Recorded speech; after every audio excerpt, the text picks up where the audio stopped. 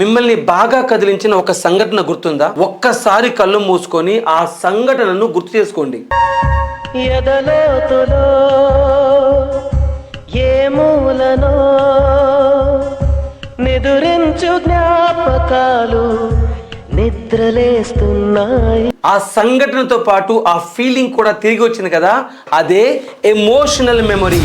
ఒక సీన్ లో నిజమైన ఎమోషన్ కావాలి అంటే ఎమోషనల్ మెమరీ టెక్నిక్ ని ఎలా ఉపయోగించాలో తెలుసుకోవాలి. మన లైఫ్ లో జరిగే ప్రతి ఎక్స్పీరియన్స్ ఒక మెమరీ మాత్రమే కాదు, ఒక ఎమోషన్ ని కూడా మనలో దాచిపెడుతుంది.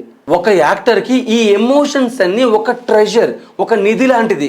ఏదైనా ఒక సీన్ లో మీకు ఎమోషన్ కావాలి అంటే మీ లైఫ్ లో ఆ సీన్ కి దగ్గరగా ఉన్న ఒక ఎక్స్పీరియన్స్ ని గుర్తు చేసుకోండి. ఆ ఎక్స్పీరియన్స్ లో మీకు కలిగిన ఫీలింగ్స్ ని ఆ క్యారెక్టర్ కి ఇవ్వండి.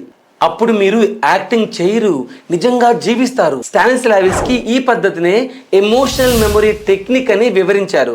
గుర్తుంచుకోండి, ఎమోషనల్ మెమరీ అంటే మీకు జరిగిన ఏదైనా ఒక ఎక్స్పీరియన్స్ని గుర్తుంచుకొని మీ క్యారెక్టర్కి ఏదైనా ఎమోషన్ కావాలంటే ఆ ఎక్స్పీరియన్సెస్ సహాయంతో ఎమోషన్ని బయటకు తెచ్చే ప్రక్రియ.